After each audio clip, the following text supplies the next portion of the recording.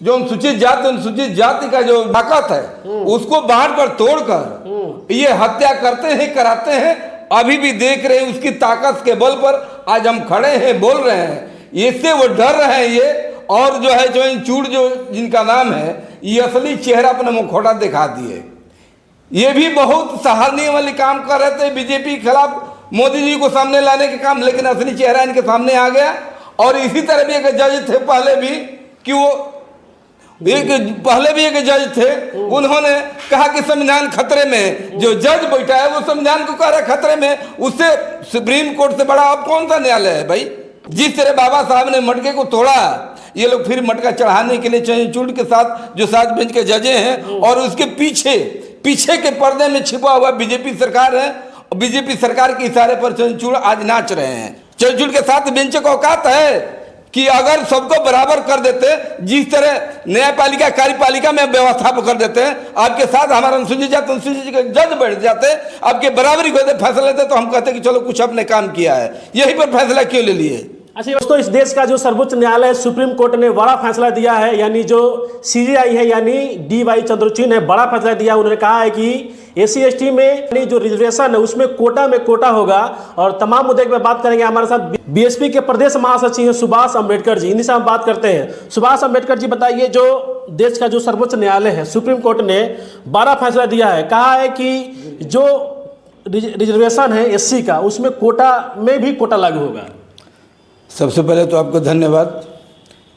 ये जो पॉलिसी आई हुई है, ये सबसे पहले तो ये गलत है। कैसे गलत है? गलत इस बात से है कि सुप्रीम कोर्ट का जो जज है वो फैसला किस आधार पर दिए हैं?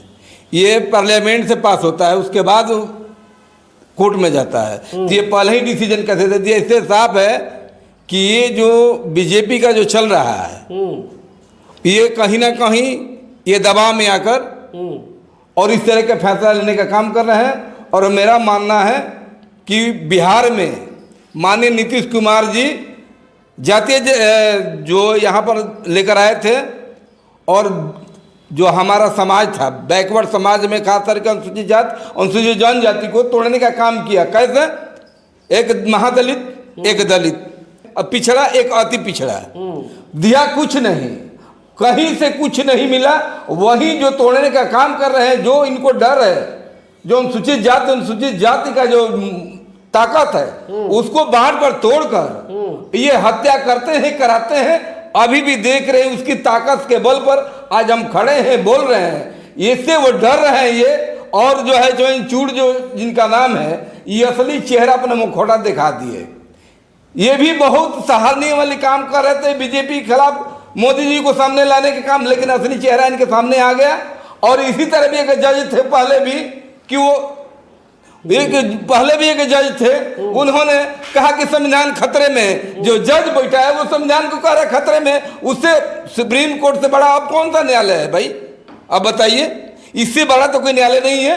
वो सुप्रीम कोर्ट के जज आकर कहते हैं कि संविधान खतरे में। उस वक्त भी संकेत इन लोग का था, और हम लोग आज भी समझ रहे हैं, और समझने से पहले भी हम लोग समझ रहे हैं कि जो बीजेपी के जो एजेंडा है और मिली भगत जो है, अभी जो कहते हैं इंडिया गठबंधन, तो देखिए इंडिया ये दोनों मिलाकर हमको फुटबॉल बनाकर अनुसूचित जाति को ये खिलौना खेल रहे हैं। सुभाष जी, पार्टी की तो बातें नहीं है इसमें, कोर्ट ने दिया फैसला। पार्टी की बात कहाँ से आ गया इसमें? पार्टी की बात है। देखिए, एक चौकी होता है, एक चौका होता है। अच्छा। चौका पर कुछ भी कह दिया जाता है, लेकिन चौकी की बात होता है कि मुद्दे की बात होती है। इसलिए बताइए कि जब ये पहले बीजेपी सरकार आई थी, उस वक्त संविधान संशोधन करने की बात आया था कि नहीं आया था?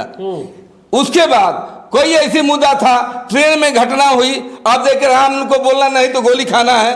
ये बताइए, संकेत राम नाम बोलना है। यानी कि बीजेपी की सरकार में जो राम पुरुषोत्तम राम की बढ़ावा देकर ये सरकार में लाने की बात कर रहे हैं, तो कहीं ना कहीं संकेत है कि आज आने वाली पीढ़ी अनुसूचित जाति पर ये क्या कहते हैं, एक फांसी का एक मटका है। जिस तरह बाबा साहब ने मटके को तोड़ा, ये लोग फिर मटका चढ़ाने के लिए चंद्रचूड़ के साथ जो 7 बेंच के जजे हैं, और उसके पीछे के पर्दे में छिपा हुआ बीजेपी सरकार है। बीजेपी सरकार के इशारे पर चंद्रचूड़ आज नाच रहे हैं। अच्छा, अभी शिक्षा पर आए, शिक्षा पर काहे नहीं ला रहा है? ये मुद्दा करके शिक्षा पर आज तक नहीं हुआ। एक तरफ एक सामान्य शिक्षा क्यों नहीं देश में हुआ? अभी तक कितने नौकरियां बैकलॉग पड़ी है, कॉलेजियम सिस्टम है, इस पर क्यों नहीं चंचुल लाते हैं? इनका है औकात? चंचुल के साथ बेंच का औकात है कि अगर सबको बराबर कर देते, जिस तरह न्यायपालिका कार्यपालिका में व्यवस्था कर देते हैं, आपके साथ हमारा अनुसूचित जाति अनुसूचित के जज बैठ जाते, आपके बराबरी को फैसला लेते, तो हम कहते कि चलो कुछ अपने काम किया है। यही पर फैसला क्यों ले लिए? अच्छा ये बताइए सुभाष जी, जो दलित समाज में जो संपूर्ण जो लोग हो गए, जिनके पास पैसा हो गया, रुतबा हो गया, उनको आरक्षण छोड़ने में क्या दिक्कत है? देखिए, आरक्षण की बात अभी पूरी लागू कहाँ है भाई? कहाँ पूरी लागू है बताइए? लागू नहीं है अभी। कहाँ लागू है? 10%। ये इतनी जब देख रहे हैं कि मंदिर में उन्हीं का है, कॉलेजियम में जज उन्हीं के पास है, हाई कोर्ट में उन्हीं के पास है, सुप्रीम कोर्ट के पास है, यहाँ तक लोअर कोर्ट में भी वही लोग हैं। आज देख रहे हैं कि विश्वविद्यालय में वही लोग हैं, विद्यालय में वही लेक्चर प्रोफेसर वही लोग हैं। पहले उस पर क्यों नहीं शोध करते हैं? इस पर शोध करने के लिए इन लोगों का बाकी एक ही चीज है कि जिस तरह मोदी जी 5 किलो अनाज पर हमारे समाज के बेटी बहन को रोड पर ला दिए हैं, उस तरह ये लोग लड़ाने का काम कर रहे हैं। जगह जगह दोनों मिली भक्त है, और मिली भक्त से लेकर हमारा पिछड़ा समाज के साथ साथ अनुसूचित जाति को आपस में लड़ाने के लिए काम कर रहे हैं, और कुछ नहीं है इनका पॉलिसी। क्या लगता है कि अगर लागू हो जाएगा तो फिर आप लोग क्या कीजिएगा? मैं उनको याद दिला दूं, 18 अप्रैल वाली मामला है ना, 2 अप्रैल वाला, फिर वही शुरू हो जाएगा। हम तो चाहते हैं कि जब उतर ही जाते तो खुला उतर जाइए, और हम लोग के पास भी अब कुछ नहीं है। इसलिए कि मेढक वाले वही हाल है कि मेढक को तापमान में बढ़ाता गया और मेढक बर्दाश्त करता गया, और लास्ट में जब मरने के उपाय आ गया तो फानने लगा या लड़ने मरने पर मजबूर हो गया। आज हमारी विधासा दिशा है कि हम लोग भी लड़ने मरने पर उतारू हो रहे हैं। अब हम लोग भी मुंड मना रहे हैं कि आखिर अब कब तक सहेंगे? अब लोग अंतिम छोर पर आ गए। इनसे बढ़िया है कि इनसे लड़कर मर जाए, आने वाली पीढ़ी भी इतिहास करेगी, आने वाली पीढ़ी हमारी लड़ाई को लेकर चलेगी। अच्छा सुभाष जी, जो दलित समाज में जो निचले स्तर की जातियां हैं, इसका समर्थन कर रही है, कहने जो सुप्रीम कोर्ट ने ये जो फैसला लाया मतलब दिया है, ये अच्छा दिया है फैसला। अच्छा ये बताइए ना, देखिए हम विरोध नहीं कर रहे हैं। हमारा कहने का मतलब है इतनी आज़ादी 77 वर्ष से लगभग आ गई, आरक्षण से नहीं पहले से नहीं है, तो आज ये कैसे नींद से सोए वो जगह है? ये बताइए, आप लोग बताइए। आपसे सवाल मीडिया वाले से पूछ रहा हूं, आप उनसे सवाल पूछिए या हमारे जैसे लोग से पूछिए कि आज जो जगह हुए हैं इससे पहले क्यों नहीं जगह हैं? हक खा रहे तो हक खिलाने वाला वही सुप्रीम कोर्ट के जज लोग है ना। इतने दिन क्यों और क्या कर रहे थे?